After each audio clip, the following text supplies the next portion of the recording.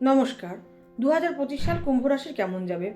প্রথমেই বলি, রাহু আপনাদের রাশিতে বসে 29শে মের পর থেকে দারুণভাবে ডিপ্লোম্যাটিক করে তুলবে। তাই উন্নতির চরম শিখায় কিন্তু আপনারা পৌঁছে যাবেন, কারণ শনিদেব চাঁদির পায়াতে থাকছে। আর শনিদেব যখন চাঁদির পায়াতে থাকে তখন মান সম্মান, টাকা পয়সা সমস্ত কিছু কিন্তু আপনাদের দেয়। তাই এবছর আপনারা কিন্তু দারুণভাবে এগুলো পেয়ে থাকবেন। আর সবথেকে বেস্ট পার্ট হলো, বৃহস্পতি আপনাদের পঞ্চমে বসে জ্ঞান, বিদ্যা, বুদ্ধি, মান সম্মান, ঐশ্বর্য সমস্ত কিছু কিন্তু দেবেন।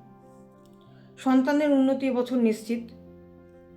যাদের চাকরিতে বাধা ছিল এবছর কেটে যাবে, চাকরি আপনারা পেয়ে যাবেন যাদের চাকরিতে সমস্যা ছিল।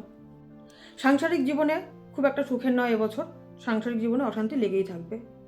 2025 সালে আপনারা অন্য নারী বা পুরুষের প্রতি আকৃষ্ট হবেন, তাই ওই জায়গাটা একটু দেখবেন।